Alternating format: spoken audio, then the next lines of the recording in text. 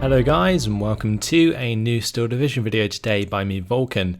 Today I have for you a 4 vs 4 on Colleville, and in this one I'm going to be playing with the new 7th Armoured Division, the Desert Rats.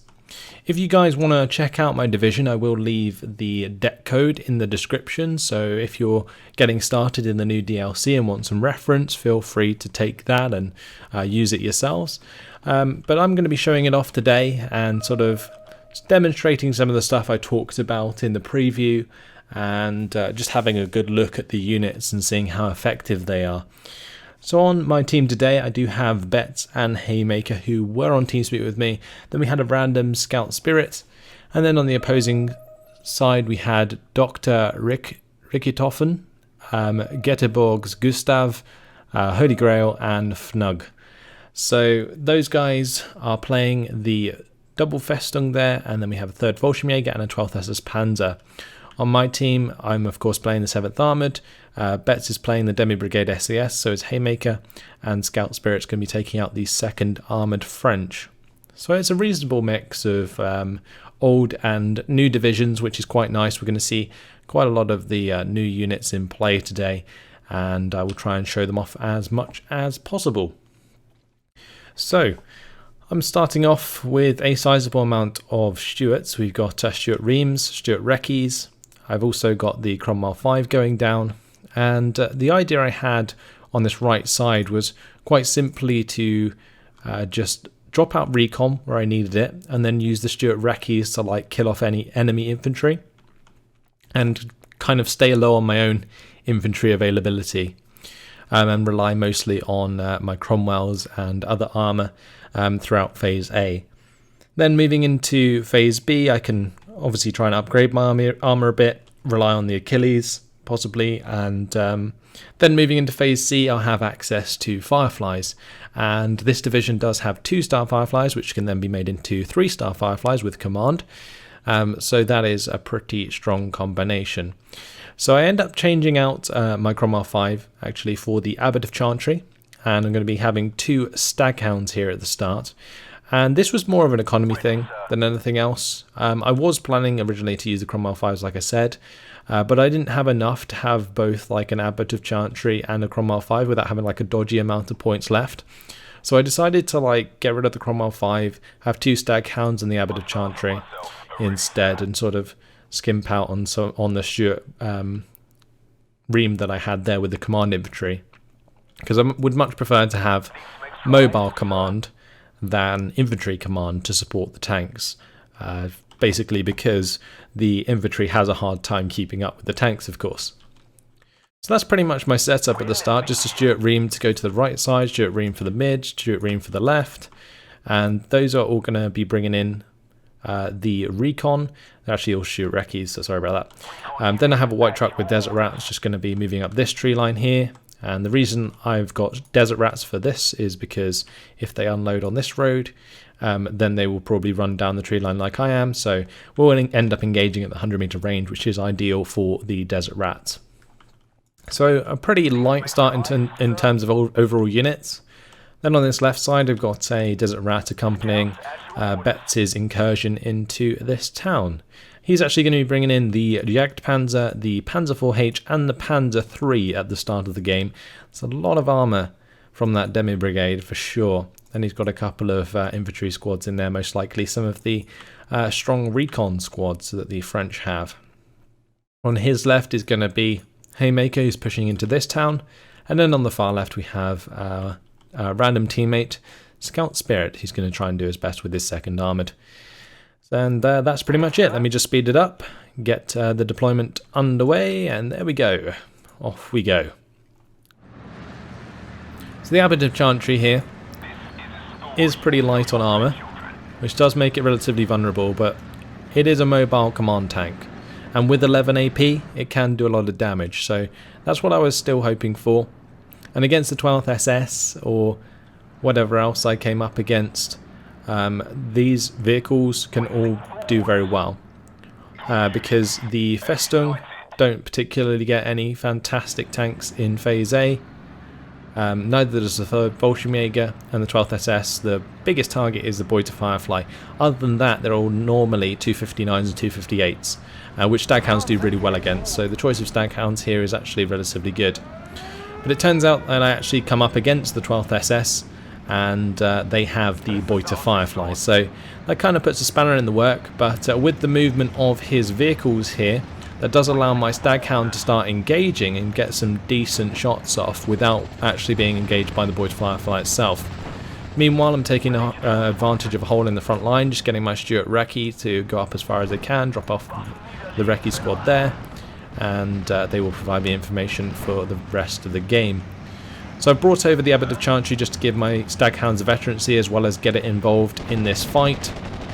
Going to be hopefully engaging the 259s here, get the ammo storage hit there, also get a kill onto one of the half tracks, but the Abbot of Chantry goes down after it gets side-shotted by the auto cannons as it moves forwards to engage this 259 that it knocked out. I think I sort of gave it an attack order to make sure it focused the 259, and then when the 259 fell back, it tried to follow it and then showed its side armor, which wasn't really ideal, so that didn't work out very well. Either way, it's just Staghounds against the 259s at the moment, which works out really well in my favour, so just going to continue those engagements where I can. And meanwhile on this left side I've brought down this Stuart Recce to take care of the half track, as the 50 cal should do a pretty good job against that half track. So I do get a crew knockout, I get a driver wounded there. This Staghound's still absolutely fine though, and these two 259s are pretty high panicked, so I'm able to move forward as a Staghound and engage them one by one. You can see they're managing to get the kill shots, which is really good, as well as stay alive themselves, so that's absolutely fantastic. Staghound's doing really, really well for me here. And my opponent, Fnug, is having a hard time getting his Beuter Firefly into a line of sight. So you can see that it has crept all the way up here in order to engage my Staghound. So motorised rifles are going to be rolling up as close as they can. I'm just going to unload this motorised rifles before the Beuter Firefly fires. And I'm going to use the Staghound there to take out the 259. Staghound is also in range of the Beuter Firefly, but the Beuter Firefly backed off from the engagement with the motorised rifles, I assume. So my Staghound managed to stay alive for now, gets a shot into the 259 there, gets the track's wheel damaged. I'm just going to be chasing that down. Meanwhile, both of my motorised rifles do get pinned by the speed troop and the 259s. But whilst all that's been going on, my autocar M3 has come up to help us out. So the idea here was I'd have the Staghounds on the left side and then the autocar M3 on the right side, so that I could maybe do a flanking manoeuvre onto this Beuter Firefly. But the Beuter Firefly does end up getting a line of sight onto the Staghound and finds the kill. So I've got one Staghound left. Both these motorised rifles weren't exactly deployed very well. This half track ended up getting bailed out, the other one's dead. So not the best start, but I've definitely killed off a lot of his 259s, and it looked like Fnug was like very adamant on using those at the start of the game. And a 259 push can go very well in some cases, but I pretty much chose the perfect units to counter it. These Staghounds just work really well. So I'm just going to try and keep an eye where I can on the Firefly and the rest of the 259s, and then hopefully in the future I can get those flanking shots in to try and take it out. But in the meantime, it's just going to be up to my Stuart Recce to maybe move forwards a little bit there. That's going to start engaging the 259 from range with its 50 cal. It does have 5 front armour, so the 259 can't actually penetrate. But I'm just going to back that off because the Beuter Firefly was reversing and I didn't want to get into line of sight. This Staghound, I move it over to the right a little bit so it's got line of sight down this road. It does take one shot at one of the half tracks but doesn't find the kill. Stuart Recce now going to open up onto those half tracks, and I'm going to get my motorised rifles into decent positions now since they are no longer pinned down.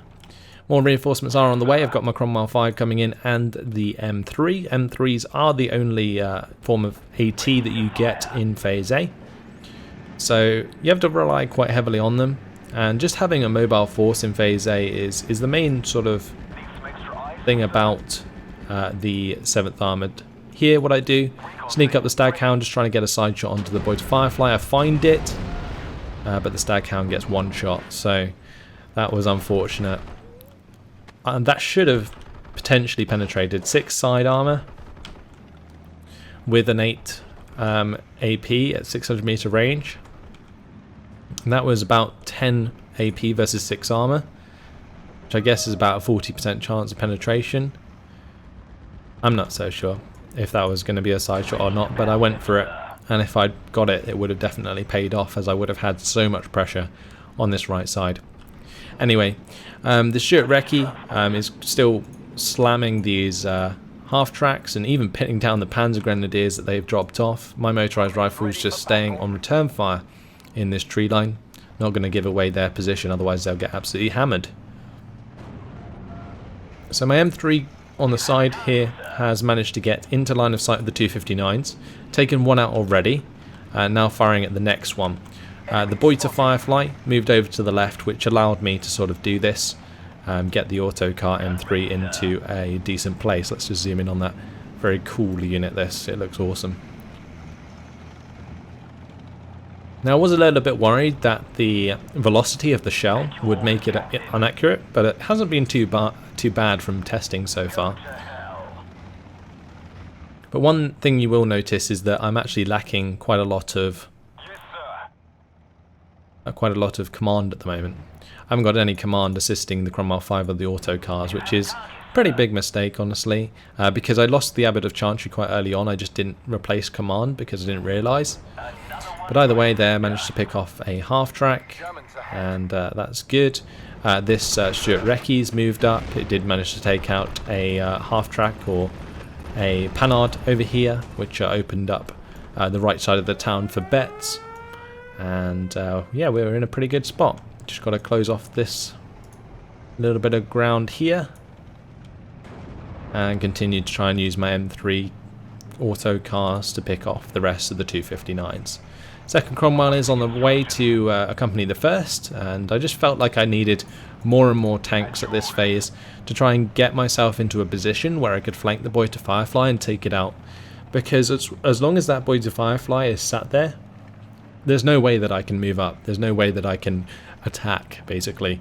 Because as soon as I come around the corner, the Boiter Firefly is just going to one-shot my tanks, especially when they only have 7 armor. So I'm going to need a few of them in order to maybe sacrifice one and then get the kill. And that would be worth it, since the Boiter Firefly is 200 points and a Cromwell is only 120. So that's what I was basically aiming for. Got some infantry now with a half track coming up on the left side here to try and clear out whatever is causing that territory gain for my opponent. I'm also now bringing up that command that I forgot about earlier. Stuart Recce is in a pretty good position here, and at close range the 50 cal, as it's demonstrated previously, can destroy half tracks and light armor targets. So just trying to get into a decent position. It looks like Fnugdo did manage to sneak his Firefly close enough, and that means I'm going to have to retreat the Stuart Recce for now. Fnug goes for the attack with the half track here, but at that range I do have the advantage until the Firefly finds line of sight again. Now with the Firefly in this position, it's actually nice for my Cromwell 5s. I'm trying to get them into like a position to sort of sneak around and maybe get a side shot. But I've just got to be sure that there's no Panzergrens in this tree line as well, because otherwise what will happen is my Cromwell 5s will get Panzerfausted. So I begin to move up my motorised rifles, and I've also got my motorised rifle leader now coming over. Just moving up the Cromwell there to the left to take out the half track that would otherwise pin down the motorised rifles, and voila, there is a Panzer Grenadier squad. So it was just as well I checked, otherwise my Cromwell 5s could have very easily died. So we're finally moving into phase B, and I'm still picking off units here and there whilst the Boiter Firefly is otherwise distracted. I just got to try and play around where this Firefly is as much as possible, pick off units whilst I can. So the Stuart Reman, the autocar, they're both going ahead. The Stuart actually gets taken out by the Pak 38, and I think I also got hit by that Pak 38 on this autocar earlier, and you can see that it's taken the ammo hit there, lost half of its ammunition. That's not because it's fired it, that's just because it lost it after being hit by that Pak 38 on the right side.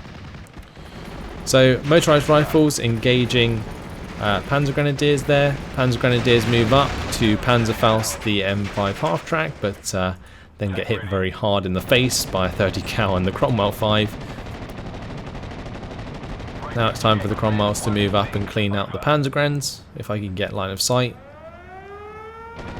And then it will be safe for me to have Cromwells by this tree line from now on, which puts me in a position to go for the ambush onto the Boiter Firefly. And that's pretty much the aim of this entire movement here on the left side. I'm sort of using my M3 auto cars to take advantage of the ground on the right side whilst the Boiter Firefly isn't there, and then preparing to attack the Boiter Firefly itself with those Cromwells. The only issue that I have currently is that there is a Pak 38 here, which is kind of a problem, and I'm also trying to take out the Pak 38 on the right side. So I'm using the fire position trick with the M3 gun. I was originally fire positioning short, just about here, and now I'm actually targeting the Pak 38 itself now the thing is pinned down.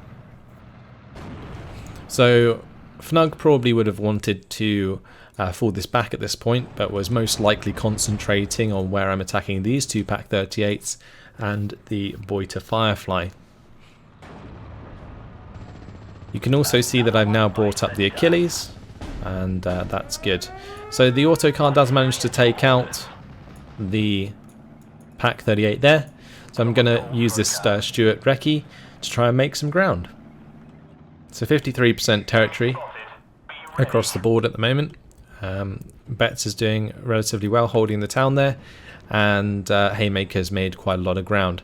On the far left it's about 50-50 for Scout Spirit.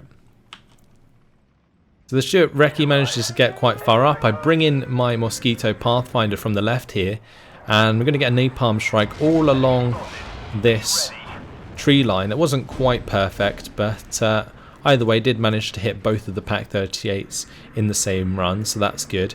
Basically what I decided to do was bring it in over here, fly it over the town, right click over the tree line at the right moment so the Pathfinder turned and lined up with the tree line.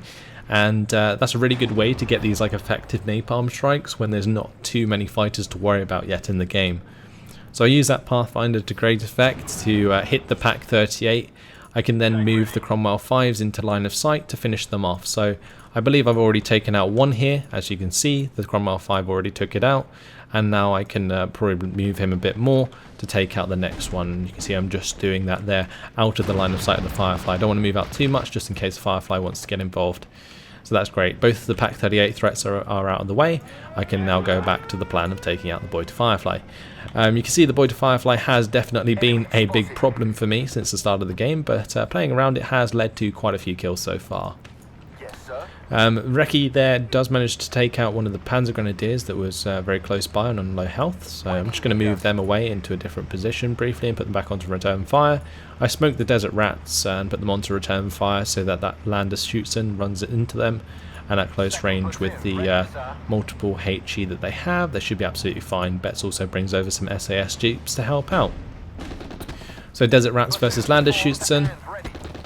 Landers Schutzen actually have 6 HE at close range now since they were buffed since release, and that means they're going to do a reasonable amount of damage to the Desert Rats, take off 2 health there, but that was an 11-point squad versus 6 health squad, and the Landers Schutzen go down very quickly indeed. So on this right side, Whitman arrives, and so does the Jagdpanzer. So it's really, I mean, time's running out, honestly, to take out this Boiter Firefly. So I'm just going to go for it. I'm going to move my Cromwells around. I'm going to get the Achilles into line of sight. Achilles fires away. Cromwells fire away. Managed to get the full back. Nicely done. Jagdpanzer is not in line of sight due to being behind that orchard, and the Firefly is down. Now the reason I say I was against the clock here is because it's only a matter of time until this Jagdpanzer moves down and can directly support the Firefly. So there you can see Fnug is now moving that down, and also Whitman's coming across. So getting that done quicker or sooner than later was a nice idea. But my Achilles should be able to beat the Jagdpanzer at this range. It's also 2-star with the command nearby, so I should be able to get the Jagdpanzer kill. That's what I'm looking for now. Bombing strike does come in from the Ju-188s, but Betts is on the case with the 2-star Tempest. Managed to shoot down both of them. Very well done there by Betts. Now you can see most of my carriers on this right side, the Stuart Recce, the 2 M5 half-tracks, have been killed off, but I did manage to get these 2 motorised rifles into very good positions, put them both onto return fire, so they're hard to get rid of, and just allowing them to move Whitman as close as possible. I didn't think I realised that was in the 200 metre range, otherwise I probably would have let that fire. But for now I'm just focused on using the Achilles to take out the Jagdpanzer before Whitman comes into range. I also moved around this M3 autocar whilst the Achilles was engaging, but I had to back off with the autocar because Whitman was coming in. So that also meant I had to move back with the Achilles because it's already got transmission damage and Whitman can definitely run him down. So Spitfire Mark 9 comes in and bombs out the Panzergrenz on this right side that were waiting to attack these 2 motorised rifles. ME-109G6 is on the tail, but I do have the Bofors Portee already in to help with the anti-air, and I just about managed to save my Spitfire Mark 9. I've also got another Spitfire coming in, and I've now actually bought all of the planes in my deck. So I actually only have the 2 Spitfire Mark 9s with the 2 15 HE bow bombs each, and the Mosquito Pathfinder. That's all that my deck includes. So keeping those alive is actually pretty important for me.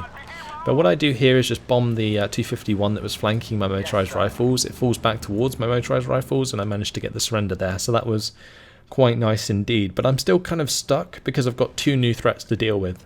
The Firefly is now dead, but there's now Jagdpanzer and Whitman to take its place, and both of those are relatively hard for me to get rid of without considerable risk. So Whitman's much more likely to kill the Achilles than the Achilles is Whitman, because the Achilles lacks from or has lack of armour. So I'm going to need a second Achilles. So that's what I'm bringing up now. I'm also bringing up the Bedford Supply to fix up the Achilles and also any half-tracks that I have still damaged.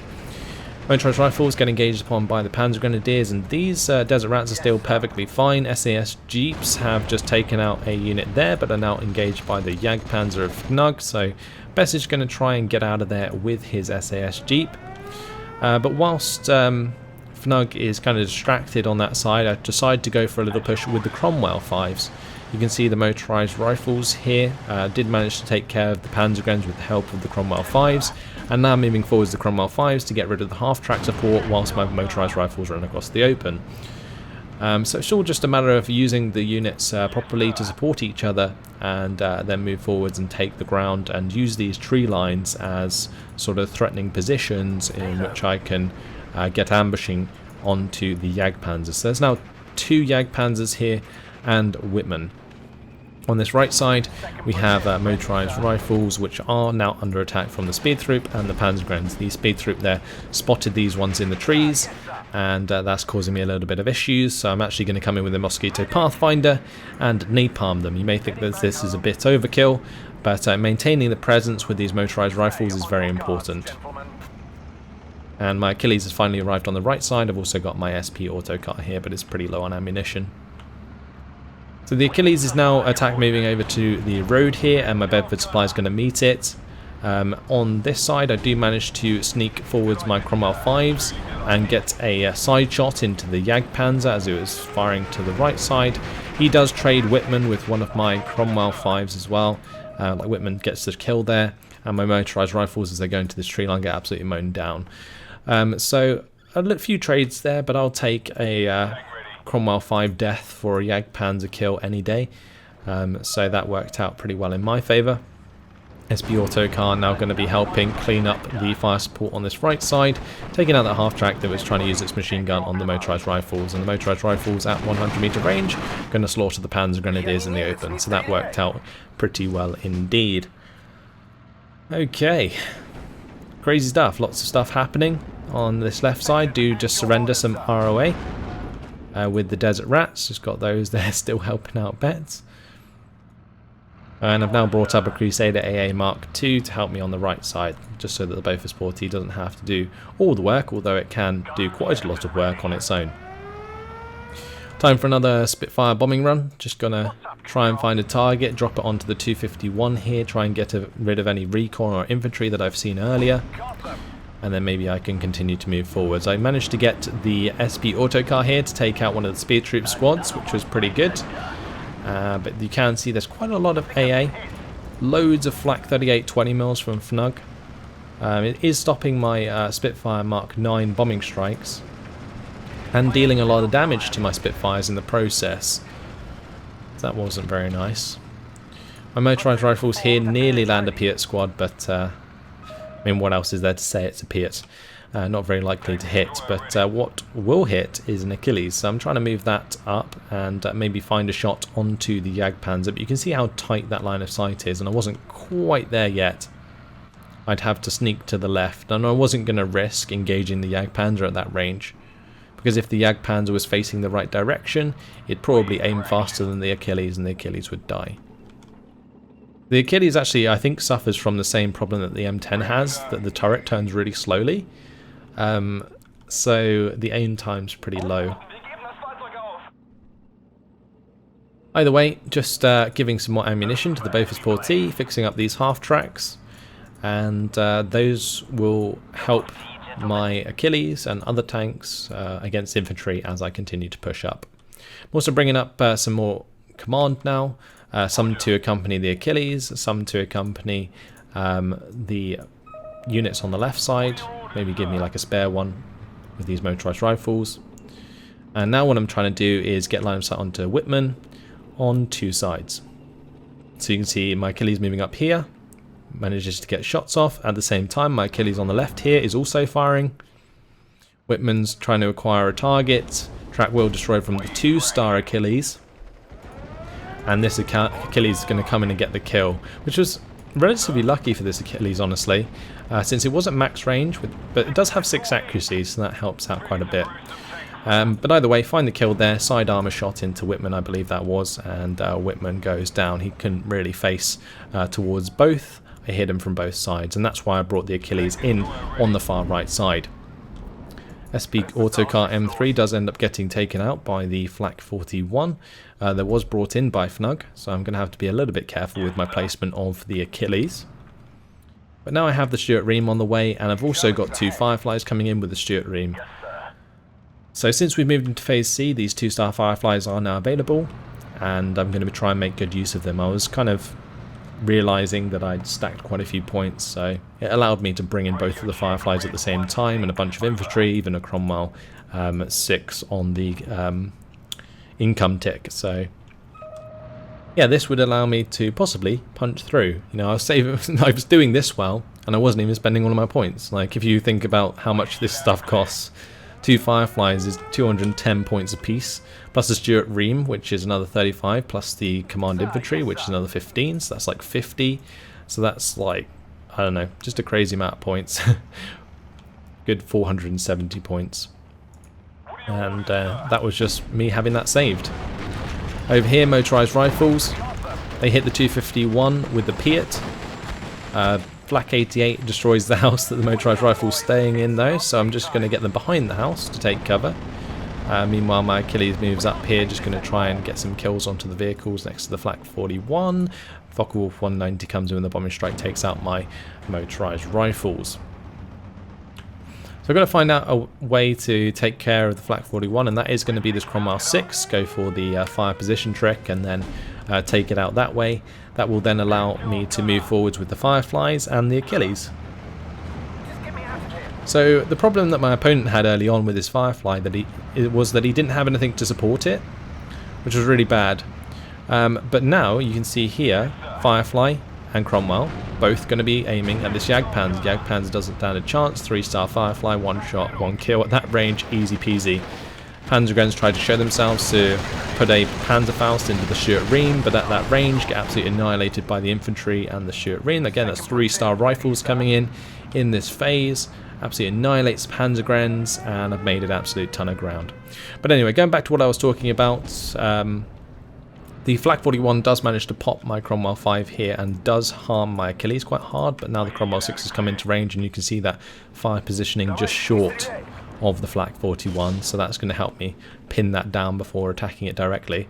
But yeah, what I was talking about with the Firefly was my opponent was struggling to keep his Firefly supported, so in the end what happened was I used 3-on-1 tactic to just like hit the tank, whilst the Jagdpanzer and the Tiger were not in line of sight. But now what I'm going to do with my tanks is I've got an Achilles out wide that can cover from right to the mid.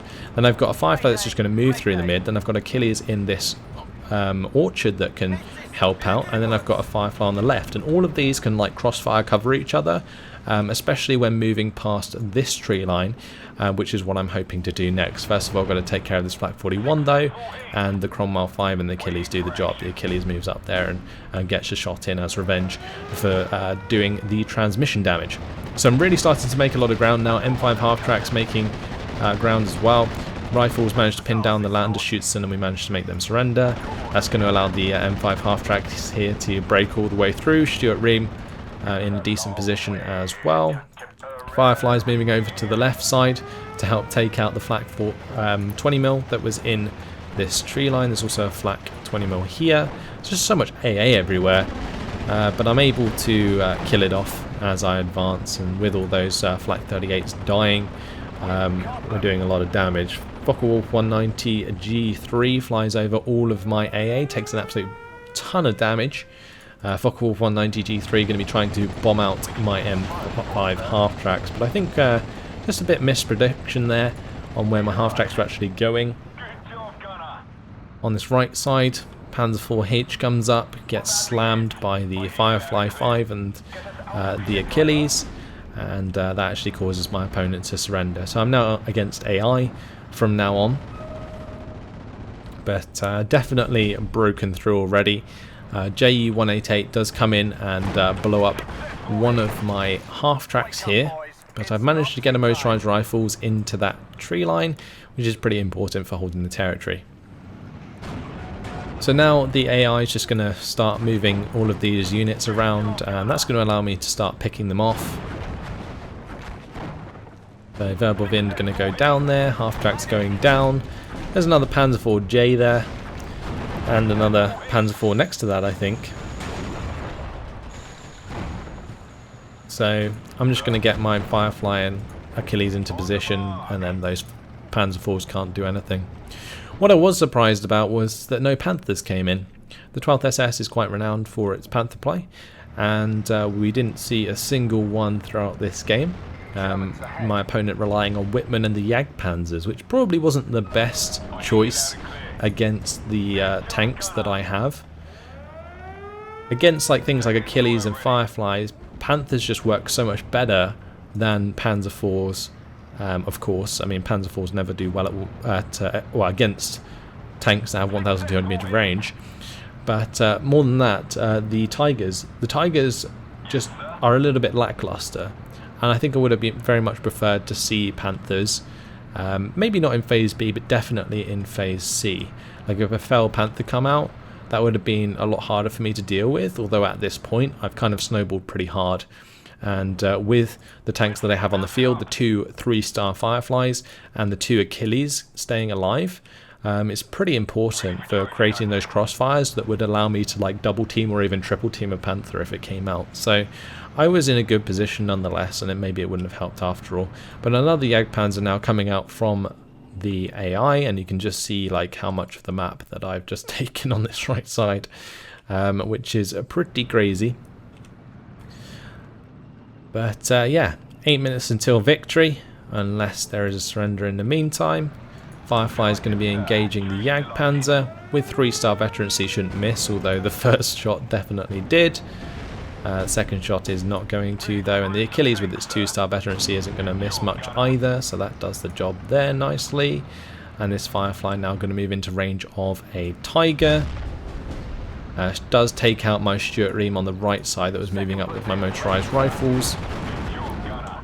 Now it's just up to the Firefly to get into range of that Tiger and take it out. So the Tiger there acquires its target, 3-star veterancy, boom, 1 shot, 1 kill. And that's the lethality that I like to see coming out of these Fireflies. I think honestly, in the Desert Rats, the high veterancy makes some of these units really exciting. I love the use of the Achilles in Phase B. I think that's so much fun that this Achilles is actually useful now. And well, in the end, last opponent surrenders, and the game's going to end in 30 minutes and 24 seconds. So a pretty damn awesome game, and I think it was a good demonstration of some of the units of the 7th Armoured, even using the Staghounds there in the division. I honestly didn't think that I would use them, but came in very handy against the 259s at the start of the game.